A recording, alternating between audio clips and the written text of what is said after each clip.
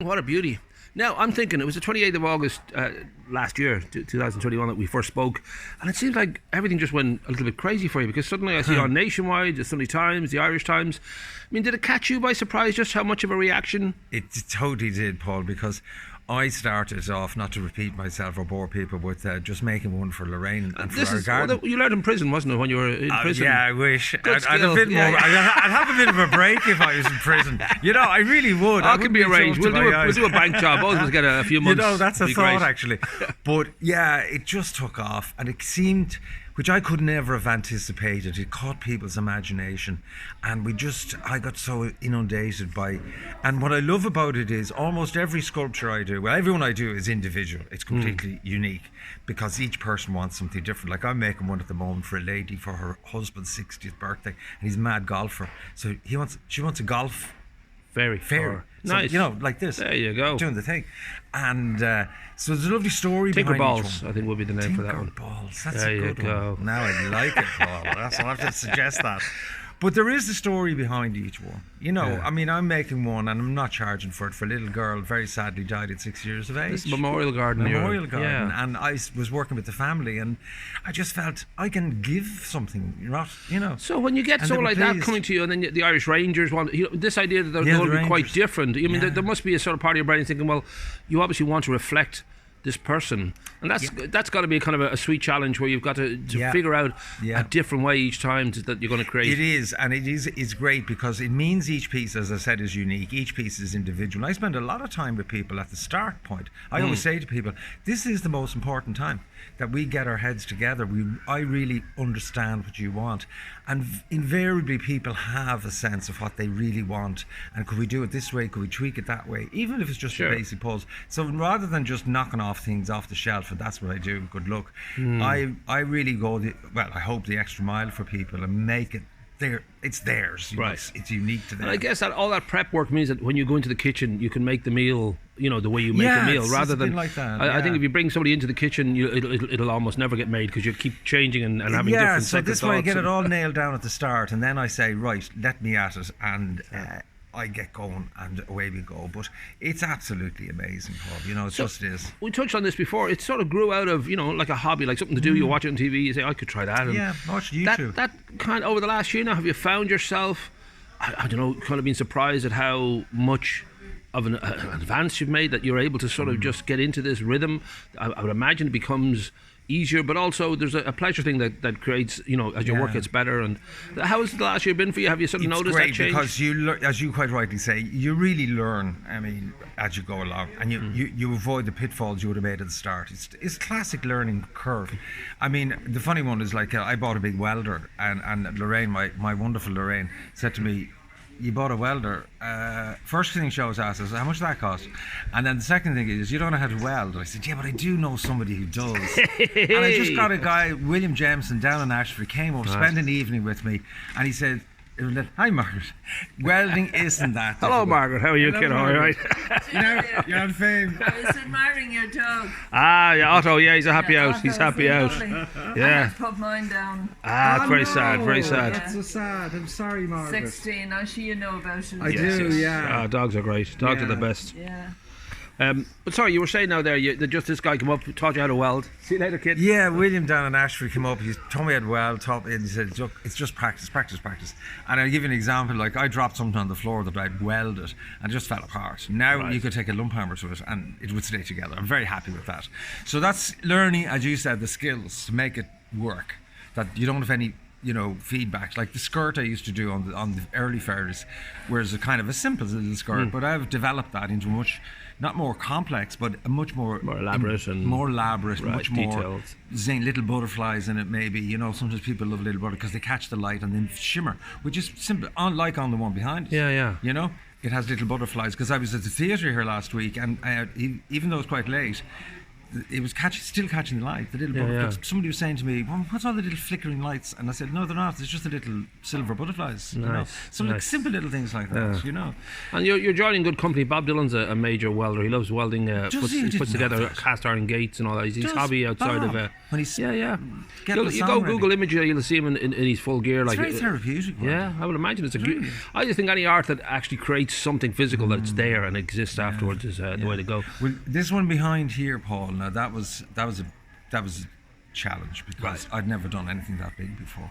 And what height is that? Because I know It's obviously over we're looking at 2 it from. meters. Right. It's very big. So it's, you're talking it's about, you full know, size. yeah. I was joking to Lorraine at one point. Actually, I said, I have to come clean with you. There is another woman in my life because this thing started to take the shape, and I said, Talking about taking shape, you seem to spend a lot of time on the ass. They're always very well, kind of anatomy-wise. They are very I'm well not going to say put anything together. about two models for me. that's a trade secret. You're a bit of a dead fella. You got a mirror in there. Is that That's your a trade ass? secret, I'm not going there. No way. But yeah, I get it right. I think Right. that's the most important Now, thing. we should mention you have a neighbour that a lot of people know, Brezzy, and he's very, very involved with mental health, which is sort of influenced, Yeah. and you become we work quite together. involved together in that. I think mental health is not amazing. I should rephrase that. It's amazing the people that do get involved, like Niall Brezzy.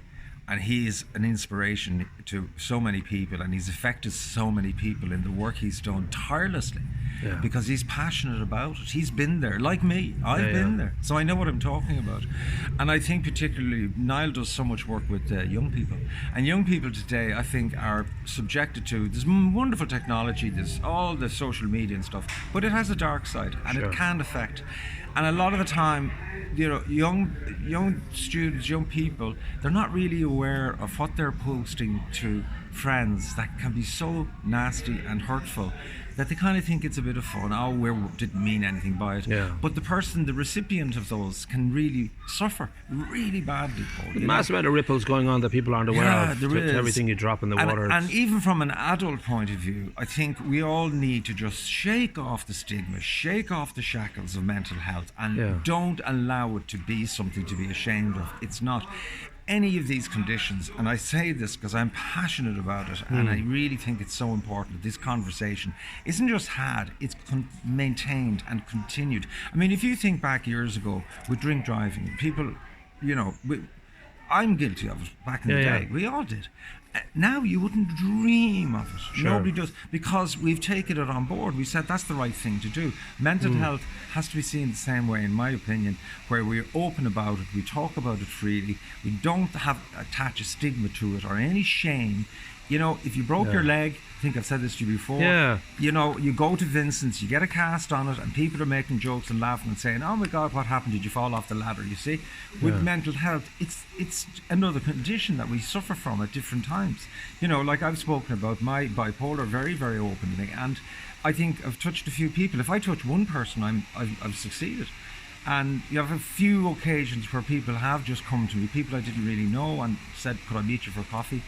And I've met them, and just my little piece, if it's of any use, just to chat. And I always feel that a big part of life is having something that gives you like purpose and pleasure and reward. And I would imagine for you, doing the sculptures, there's a huge therapeutic side of that, because you're chiseling away at something that will be hopefully beautiful at the end of it and have an effect on other people. It is for me. It's wonderful because I love audiobooks. You get the books. Oh, on audio. yeah. I always have audiobooks, and it's funny. I've tackled books that I've never would ever have read. Sure. Like Crime and Punishment by Dostoevsky, now Sean. Yeah. But, no, ordinary books as well. But you have that rocking away in the background, or music going in the background, working in the workshop. What's not to like? Sure. It's brilliant. It is. So where do you see this going? Because it seems like you're sort of full-time busy. If anything, you kind of could do it an extra day of the week just to kind of keep up. Yeah, particularly at the moment. I'm really, the way this year is looking is great, and I'm really just going to keep going. Right. It's too good. I enjoy it too much, and I did a big Giacometti. If people are interested, he's a Swiss sculptor who does these big, tall, skinny figures. Nice. I think I might send one to you. Okay. And I replicated one of those for a lovely couple over in Rathmines. We installed it actually, Simon, my son, and myself on Saturday. And they were thrilled to bits with it. So I'm in sort of different areas, not just the fairies. Right. So like the one behind us, Yeah. different idea, different. That's in stainless steel as against wire. Right. And then this one was in bronze. So I do bronzes now, which is a great idea. It's Yeah. not actually bronze, it's a bronze process. Sure. But a fraction of the cost of what bronze would be. You know, if you look at our friend the bear down at the seafront, Yes. big bucks. Yes. And I can offer that to people now as well. And the bigger sculptures I can offer, which is great. And so it's always sort of moving in different directions. It sort of has an organic sense. Sure. I got a call, as you mentioned briefly there, from the Irish Rangers. Where the hell did that come from? The Irish Rangers, you know. I have to learn my salute. But a lovely guy. And what did they need exactly? They were looking for something for. They have in the Curragh a kind of a granite memorial stone, and he hates this guy. He's headed their retired Rangers soldiers thing, whatever, yeah. and he wanted something that reflected what they do.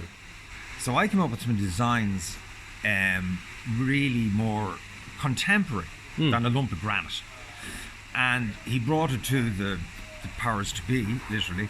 And they loved two of them. Now we haven't got anything going yet. It takes a lot of time, obviously, and I'm not. Sure. I'm happy because I'm not too busy at the moment.